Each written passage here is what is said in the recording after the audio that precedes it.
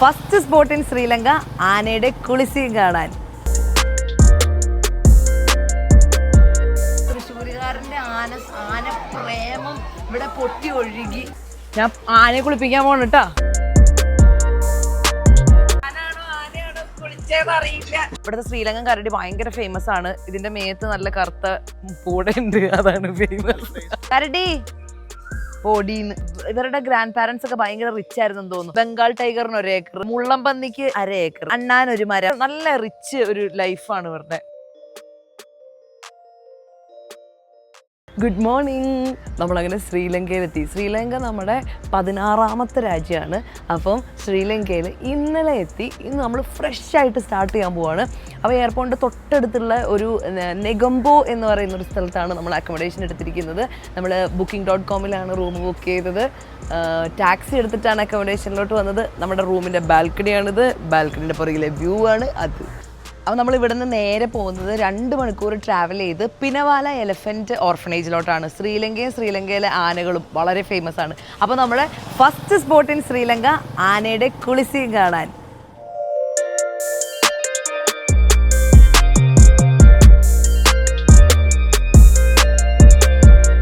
Okay, അപ്പോൾ നമ്മൾ stay ചെയ്ത ഹോട്ടൽ ഇതാണ്, ഹൈവ് 68. ഇതാണ്, ലിഫ്റ്റ് ഇല്ല. അപ്പോൾ നിങ്ങൾ വലിയ സൂട്ട് കേസൊക്കെ ആയിട്ട് വരികയാണെങ്കിൽ താഴത്തെ റൂം ചോദിച്ചു വാങ്ങണം. ഇത് നമ്മുടെ ഓട്ടോയല്ല, നമ്മൾ പോണത് ആ വണ്ടിയിലാണ്. വണ്ടി ഇടിച്ച് കാർത്തിക്കിനെ. അപ്പോൾ നമ്മൾ എടുത്തേക്കുന്ന റെൻ്റേ കാറാണ്. അപ്പോൾ നമ്മൾ ഡ്രൈവറും കൂടി എടുത്തിട്ടുണ്ട്. ഇത് ഇയാനാണ് ഞങ്ങളുടെ ഗൈഡ് കം ഡ്രൈവർ.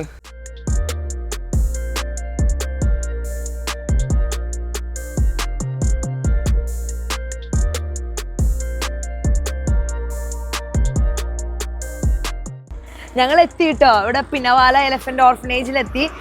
ശരിക്കും 2 മണിക്കൂർ നല്ല സുന്ദരമായിട്ട് നമ്മൾ യാത്ര ചെയ്തു വന്നു. വരുന്ന വഴിക്ക് ട്രാഫിക്കോ അങ്ങനെ ഒന്നും ഉണ്ടായിരുന്നില്ല. നമ്മുടെ നാട് പോലെ തോന്നിക്കുന്ന വഴി കൂടെ ഇങ്ങനെ വണ്ടിയിൽ വന്ന് മഴയൊക്കെ പെയ്തു. ഇതുണ്ടോ നമ്മുടെ നാട്ടിലെ പോലെ തന്നെ കണ്ട്. ഇതിന്റെ ഓപ്പോസിറ്റ് കടകളൊക്കെ ഉണ്ട്. ടൂറിസ്റ്റ് വണ്ടികളൊക്കെ വന്ന് കിടക്കുന്നുണ്ട്. പക്ഷെ നമുക്കിപ്പോൾ ഇവിടെ പോയിട്ട് ടിക്കറ്റ് വാങ്ങിക്കണം. Elephant orphanage Pinnawala. ആനകളുടെ ഓർഫനേജ് ആണ് പിനവാല എലഫന്റ് ഓർഫനേജ്. ശ്രീലങ്കൻ കാടുകളിൽ നിന്ന് വന്നിട്ട് ഒറ്റപ്പെട്ടു പോയതും വയ്യാതായതും പ്രായമായിട്ടുള്ള ആനകളെയൊക്കെ താമസിപ്പിക്കുന്ന പിനവാല വില്ലേജിലുള്ളൊരു ഓർഫനേജ് ആണ് പിനവാല എലഫന്റ് ഓർഫനേജ്. വേറൊരു ഇൻട്രസ്റ്റിംഗ് ആയിട്ടുള്ള കഥ കൂടെ ഉണ്ട് നമ്മുടെ ഈ പിനവാല എലഫന്റ് ഓർഫനേജിന് പറയാൻ. നമ്മുടെ കൂടെ ഉണ്ടായിരുന്ന ഗൈഡ് ഇയാൻ പറഞ്ഞു തന്ന കഥയാട്ടോ ഇത്. ഏകദേശം ഒരു 2021 ഓഗസ്റ്റ് മാസം നമ്മുടെ ഈ ഓർഫനേജിൽ ഒരു 25 വയസ്സ് പ്രായമായിട്ടുള്ള ഒരു ആന ട്വിൻസിന് ജന്മം കൊടുത്തു. അങ്ങനെ ഞാൻ പറയുന്നത് എന്താണെന്ന് വെച്ചാൽ ഒരു 80 വർഷത്തിന് ശേഷമാണ് ശ്രീലങ്കയിൽ ഇങ്ങനെ ഒരു ട്വിൻസ് ആനക്കുട്ടികൾ ഉണ്ടാകുന്നത്. അപ്പം അതുണ്ടായത് നമ്മുടെ പിനവാല എലഫൻറ്റ് ഓർഫനേജിലാണ്. അവിടേക്കാണ് നമ്മൾ പോകുന്നത്. പിന്നെ വേറൊരു കാര്യമുണ്ട് കേട്ടോ, നമ്മൾ ശ്രീലങ്കയിൽ എപ്പോൾ വരുമ്പോഴും നമ്മുടെ ഇന്ത്യൻ പാസ്പോർട്ട് കയ്യിൽ വെക്കണം. ഈ സാർക്ക് കൺട്രീസിനൊക്കെ സ്പെഷ്യൽ ഡിസ്കൗണ്ട് കൊടുക്കുന്നുണ്ട്. അപ്പോൾ ഡിസ്കൗണ്ട് എവിടെ ഉണ്ടെങ്കിലും അവിടെ ആരുണ്ടാവും? നമ്മളുണ്ടാവും. അപ്പൊ നമുക്ക് പോയി ടിക്കറ്റ് വാങ്ങിക്കാം. നമ്മൾ എവിടെ വന്നാലും road and traffic rules follow ചെയ്യണം. ഞാൻ വേഗം നടക്കണേ. വേഗം കടന്നു. ഇനി ഞങ്ങൾ കിടക്കാം. ഇതാണ് ടിക്കറ്റ് കൗണ്ടർ. നമ്മൾ കയറിയിട്ട് അപ്പോൾ പാസ്പോർട്ട് നമ്മൾ എടുത്തിട്ടുണ്ട് ഓൾറെഡി. അപ്പോൾ നമുക്ക് ഉള്ളിൽ കയറി കഴിഞ്ഞിട്ട് നമുക്ക് നോക്കാം എന്തൊക്കെയാണ് പ്രൈസ്, റേറ്റ് എത്രയാണ് വരുന്നത്. നമ്മൾ ഇതിൻ്റെ ഉള്ളിൽ കയറി ലിൻഡ അവിടെ ടിക്കറ്റ് കൗണ്ടറിൻ്റെ അവിടെ എത്തി. എന്താണ് ടിക്കറ്റ് കൗണ്ടർ? ടിക്കറ്റ് കൗണ്ടറിൽ വെച്ചിരിക്കുന്ന ഒരു ടൈം ടേബിൾ ബോർഡാണിത്. രാവിലെ മുതൽ നടക്കുന്ന കലാപരിപാടികളുടെ ലിസ്റ്റ് ഇവിടെ കൊടുത്തിട്ടുണ്ട്. ഈ ഓർഫനേജിൽ ഫേമസ് ആയിട്ടുള്ളൊരു സംഭവമുണ്ട്. അതിവിടുത്തെ ആനകൾ കൂട്ടത്തോടെ താമസ സ്ഥലത്ത് നിന്ന് ഇറങ്ങി റോഡ് ക്രോസ് ചെയ്ത് അടുത്തുള്ള പുഴയിൽ പോയിട്ട് കൂട്ടത്തോടെ നിന്നുള്ള ഒരു ഗ്രൂപ്പ് ആനക്കുളിയാണ്. നമ്മളും ഈ കുളിസിയും കാണാൻ തന്നെയാണ് ഇവിടെ വന്നേക്കുന്നത്. ഇതിനെല്ലാം പ്രോപ്പർ ടൈം ടേബിളും ഉണ്ട്. അതാണ് ആ ബോർഡിൽ കൊടുത്തിരിക്കുന്നത്. രാവിലെ 8:30 ഇവിടെ ടിക്കറ്റ് കൗണ്ടർ ഓപ്പൺ ആവും. ടിക്കറ്റ് എടുത്ത് ഉള്ളിൽ കയറി അകത്തെ കാഴ്ചകളൊക്കെ കാണാം. രാവിലെ 10 മണിക്ക് പുഴക്കടവിലേക്ക് നീരാട്ടിനിറങ്ങും ആനകൾ. ആ കാഴ്ച നമുക്ക് കാണാം. 12 മണിക്ക് നീരാട്ട് കഴിഞ്ഞ് തിരിച്ച് അവരവരുടെ വീട്ടിലേക്ക്. പിന്നെ ഉച്ചതിരിഞ്ഞ് 2 മണിക്ക് വീണ്ടും കുളിക്കാൻ പോകും. 4 മണിക്ക് തിരിച്ചു വരും. ഇതാണ് അവരുടെ റുട്ടീൻ. ഒന്നും നോക്കിയില്ല, ഞാൻ ശ്രീലങ്കൻ റുപ്പീസ് വാരി എറിയാണ്. 11,500 ആണ് കേട്ടോ വരുന്നതിന്. നോട്ട് ഏതാണെന്ന് മനസ്സിലാവില്ല. 10,000. അപ്പോൾ നമ്മൾ ടിക്കറ്റ് എടുത്തു കേട്ടോ. അപ്പം ഇത് $10 നമ്മുടെ എൻട്രൻസ് ഫീ ടിക്കറ്റ്. ഇതിൽ നമുക്ക് സൂം കവർ ചെയ്യാം. പിന്നെ ഇത് അതിനെ കുളിപ്പിക്കാനുള്ള 885 റുപ്പീസിൻ്റെ ടിക്കറ്റാണ്. ഇത് ഞങ്ങൾ അഡീഷണൽ എടുത്തതാണ് ഞങ്ങൾക്ക് കുളിപ്പിക്കാൻ വേണ്ടി. തോർത്തും സോപ്പും ഒന്നും കിട്ടിയിട്ടില്ല. അവിടെ ചെല്ലുമ്പോൾ കിട്ടുമായിരിക്കും. മഴ അപ്പോൾ 12 മണി വരെ ആന അവിടെ കുളിക്കുകയായിരിക്കും. 10 മണി തൊട്ട് 12 മണി വരെ ആന അവിടെ കുളിക്കുന്നുണ്ടാവും. ഒരാ നടന്നങ്ങോട്ട് പോയി വരിയായിട്ട്. അപ്പം നമുക്ക് ആ സമയം കൊണ്ട് ആന താമസിക്കുന്ന സ്ഥലവും ആന കഴിക്കുന്ന ഭക്ഷണവും ആന ഇവിടെ സ്വൈരി വിഹാരം നടത്തുന്ന സ്ഥലങ്ങളൊക്കെ കണ്ടിട്ട് വരാം. പക്ഷെ മഴ പെയ്തു. 10 മിനിറ്റിനുള്ളിൽ കണ്ടിട്ട് നമ്മള് നേരെ ആന കുളിക്കുന്നിടത്തേക്ക് പോകും. അടിപൊളി മഴ കേട്ടോ. അതിപ്പോ ഒന്ന് തോർന്നു. അപ്പൊ അത് ആന കണ്ട ഇവിടെ നിൽക്കുന്നുണ്ട്. നമുക്ക് അങ്ങോട്ട് പോകണം. ഇത് ആനന്റെ കുളിസ്ഥലമല്ല, ഇത് കുളിക്കാൻ പോവാത്ത മടിയന്മാരായ ആന നിൽക്കുന്ന സ്ഥലമായിരുന്നു. അപ്പൊ അവരെ മഴ വെച്ച് കുളിപ്പിച്ചു. പൊരിഞ്ഞ മഴ.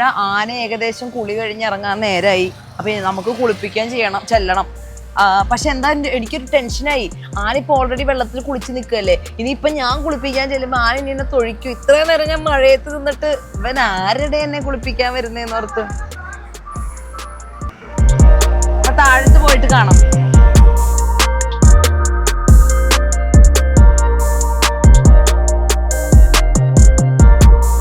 നമ്മൾ ആന കുളിക്കുന്ന റിവറിലെത്തിയിട്ടോ. ദേ അവിടെ കാണാം കരിമ്പാറ വരുന്നുണ്ട്. അങ്ങനെ ഒരു കൂട്ടം ആനകൾ കുളിക്കുന്നു. നല്ല മഴയും പെയ്യുന്നുണ്ട്. അവരെന്ത് റിലാക്സിങ് ആയിട്ടാണ് നിൽക്കുന്നത്. നമുക്ക് ചെങ്ങലയൊന്നുമില്ല. ഭയങ്കര സൂപ്പറായിട്ട് ആനയല്ലേ അത്, റിയൽ ആനയല്ലേ അത് കുളിക്കുന്നത്. ഷോ ഭയങ്കര രസം കേട്ടോ കാണാൻ. അതൊക്കെ അവരവിടെ കളിക്കുക കുഞ്ഞുങ്ങള്.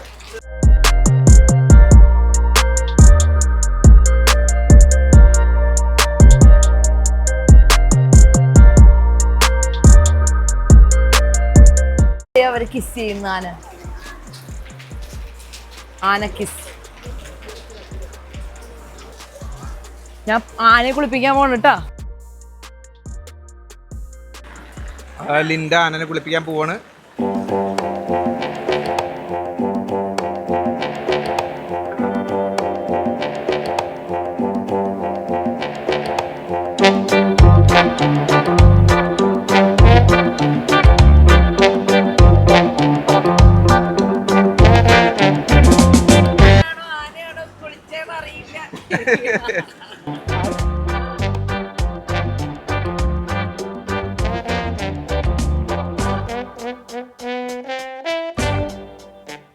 ഈ ആനയെ പകുതി പേരുണ്ടല്ലോ പുറമൊന്നും തേച്ചൊരിച്ച് കുളിക്കുന്നില്ല. 2 കാലും തുമ്പിക്കൈയും മാത്രം നനച്ചിട്ട് അതുങ്ങൾ വരും. അതുണ്ടോ. അപ്പൊ അവരെ മോൾ ഭാഗം തേച്ച് വെള്ളം ഒഴിച്ച് കുളിപ്പിക്കുന്നുണ്ട്. അല്ലെങ്കിൽ ഇവര് പുറമൊന്നും കുളിക്കാതെ വീട്ടിൽ കയറി ചെല്ലും.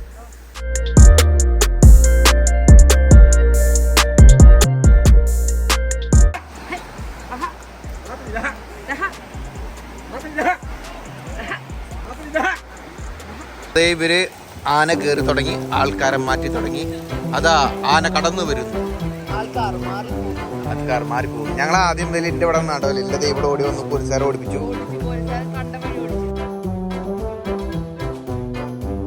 അവിടെ എങ്ങാനും നിന്നാലും ഇപ്പൊ ആനപ്പുറത്ത് കയറി അങ്ങോട്ട് പോകണ്ട വന്നേനെ. ആന പോണേ.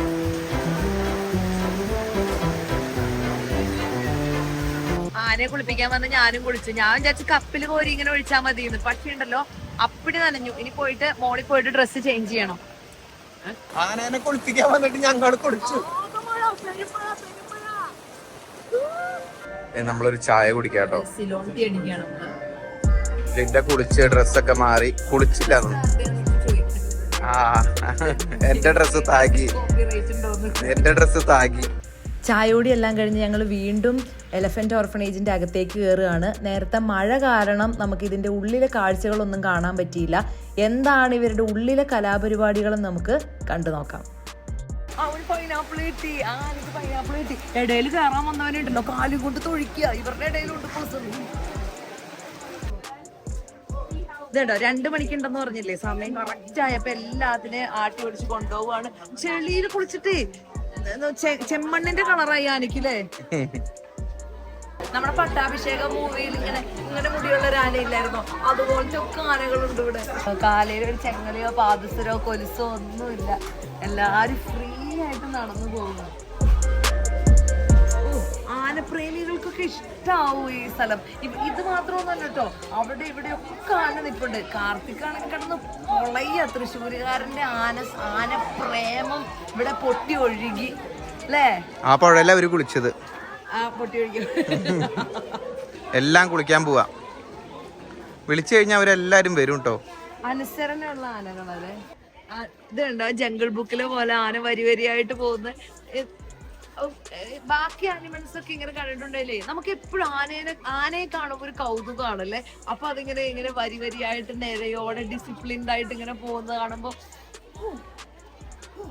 ഫീല് മോനെ ഫീല്. നമുക്ക് അതിന്റെ പിന്നാലെ പോകും. അപ്പൊ ആനയുടെ കൂടെ ഒരു വിശാലമായി കുളിയും പാസ്സാക്കി ഡ്രസ്സും നനച്ച് ചായയും കുടിച്ച് കാർത്തികിന് ഡ്രസ്സും എടുത്തിട്ട് നമ്മൾ അവിടെ നിന്ന് ഇറങ്ങിയിട്ടോ. തൊട്ടടുത്തുള്ള ഒരു സൂവിൽ വന്നു. അപ്പൊ ഈ സൂവിൽ വേറെ കുറെ ആനിമൽസ് ഒക്കെ ഉണ്ട്. നമുക്ക് ഈ ടിക്കറ്റും നമ്മുടെ എലഫന്റ് ഓർഫനേജിന്റെ ടിക്കറ്റിനും കൂടെയാണ് നമ്മൾ $10 കൊടുത്തത്. അപ്പൊ നമുക്കിനി ഇവിടെ എന്തൊക്കെയുണ്ട്, ആരൊക്കെയുണ്ട്, എന്തൊക്കെ ചെയ്യുന്ന ഈ മഴയത്തൊന്ന് നോക്കണം. ഹായ്, ഇവിടെ എല്ലാം ഉണ്ട്. ആനമയിലൊട്ടകം ഡക്ക് താറാവ്. അപ്പൊ ഇതാണ് കേട്ടോ എൻട്രൻസ്. അതേ ടിക്കറ്റ് തന്നെ നമ്മൾ ഇവിടെയും കാണിക്കും. നമ്മൾ ഇതിന്റെ ഉള്ളിലോട്ട് കയറിയിട്ടോ, എന്തൊരു സൂപ്പറാന്നറിയോ. നോക്കിക്ക് എന്ത് വൃത്തിയാ നോക്കുന്നത്. മുന്നോട്ട് നോക്കിയാൽ കണിക്കൊന്നൊക്കെ പൂത്ത് നിൽക്കുന്ന കാണാം. ആദ്യമായിട്ട് ഇത്ര വൃത്തിയുള്ള, നല്ല സ്മെല്ലൊന്നുമില്ല ഇവിടെ നല്ല അടിപൊളിയായിട്ട് വെച്ചിരിക്കുകയാണ്. ദേ പുള്ളിമാൻ കിടാവേ ഒന്ന് നോക്കടാ. നോക്കാണ്ട് പോണവര്. നല്ല വൃത്തി എന്ന് പറഞ്ഞാല് ഗംഭീര വൃത്തിയാണ്. നമ്മളീ നടന്നു വരുന്ന വഴിയിൽ കുറെ ചെറിയ ആനിമൽസിനെ കണ്ടു കേട്ടോ. കുതിര, കഴുത, പിന്നെ എമു. ചെറുതല്ലെങ്കിലും അവരുടെ കയ്യിൽ ആരുടെയും കുടയില്ല, എൻ്റെ കയ്യിലെ കുടയുള്ളൂ. അപ്പൊ ഇങ്ങനത്തെ ആനിമൽസിനെ കണ്ടു. ഇനി അടുത്ത എന്താണെന്നറിയോ, മുതലേനെ മാർക്ക് ചെയ്ത് വെച്ചിരിക്കുന്ന നോക്ക് ഉണ്ടാ. സിമെന്റില് മുതലയുടെ ഷേപ്പിലാണ് മുതലയുടെ അടുത്തോട്ട് പോകാനുള്ള ആരോ മാർക്ക് ചെയ്ത് വെച്ചിരിക്കുന്നത്. അവിടെ മുതലയുടെ സ്ഥലം. തായ്ലൻഡിൽ പോയി വന്നപ്പോഴും ശ്രീലങ്കയിൽ വന്നപ്പോഴും ഒക്കെ നമ്മുടെ കൂടെ കൂടി വരുത്തനാണ് ഈ മുതല. അപ്പൊ ഇതിന്റെ അസ്ഥി കൂടെ ഇവിടെ ഉണ്ട്. ഇതേ വെള്ളത്തിൽ അവൻ സുഖിച്ച് മഴയത്ത് അങ്ങനെ നീന്തി കുളിച്ച് കിടക്കുന്നുണ്ട്. ദേ കണ്ണടച്ചിരിക്കുന്ന കണ്ണിന്റെ ഉള്ളിൽ വെള്ളം പോവാതിരിക്കാനാണോ. മുതലേനെ കണ്ട ശേഷം നമ്മൾ അടുത്ത് ഇനി ആരെയാണ് കാണുന്നതെന്ന് അറിയത്തില്ല. നമ്മൾ ആ വെയിറ്റിങ്ങിലാണ്. ഇത് 2-in-1 ഓഫറാണ്. പാർക്കും സൂവും ഒറ്റ ടിക്കറ്റില്. ആനയും ചെറിയ സൂ ഒന്നുമല്ല കേട്ടോ. ഇവിടെ ചെറിയ മൃഗങ്ങൾ മാത്രമൊന്നുമല്ല. അതുണ്ട് ലെപ്പേർഡൊക്കെ ഉണ്ട് ഇവിടെ. ഇത് കപ്പിൾസ് ആണ്. ഇത് കപ്പിൾ റൂമാണ്. നല്ല ശ്രീലങ്കൻ കരടി. ഇവിടുത്തെ ശ്രീലങ്കൻ കരടി ഭയങ്കര ഫേമസ് ആണ്. ഇതിന്റെ മേത്ത് നല്ല കറുത്ത പൂട ഉണ്ട്, അതാണ് ഫേമസ്. നമ്മളപ്പോ കരടിയെ കാണാൻ പോണ്. കരടിയുടെ നല്ല കിടു വിഷ്വൽസ് എടുക്കാന്ന് വിചാരിച്ചു വന്നപ്പോ ഒരു ഇൻട്രസ്റ്റും ഇല്ലാത്ത ഒരു കരടി ഇതേ അവിടെ കിടക്കുന്നു. അത് കരടിയാണോ കല്ലാണോ എന്ന് ദൈവത്തിന് മാത്രമേ അറിയുള്ളൂ. കരടി പൊടീന്ന്. അപ്പൊ നമ്മുടെ കരടിയുടെ നേരെ ഓപ്പോസിറ്റ് ഉള്ളതാണ് ബംഗാൾ ടൈഗർ.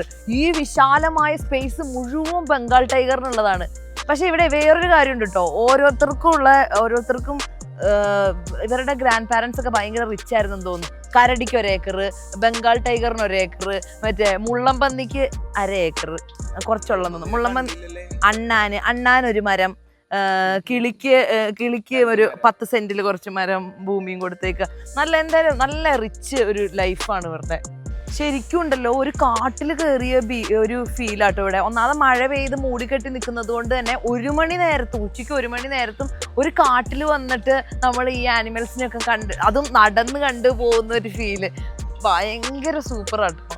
നല്ല ഇഷ്ടപ്പെട്ടു. ഒരു ഹാഫ് ഡേ നമ്മളിവിടെ സ്പെൻഡ് ചെയ്തു. എലഫൻസും ആനിമൽസും നല്ല കാടും ഫോറസ്റ്റും എല്ലാ ഹരിതാപവും പച്ചപ്പും എല്ലാം ഉണ്ട്. ഇനി നമ്മൾ ഇവിടുന്ന് നേരെ സിഗ്രിയയ്ക്ക് പോവാണ്. അവിടെ നല്ലൊരു ലോങ് ഡ്രൈവ് ഉണ്ട്. അപ്പം അവിടെ വെച്ചിട്ട് കാണാം.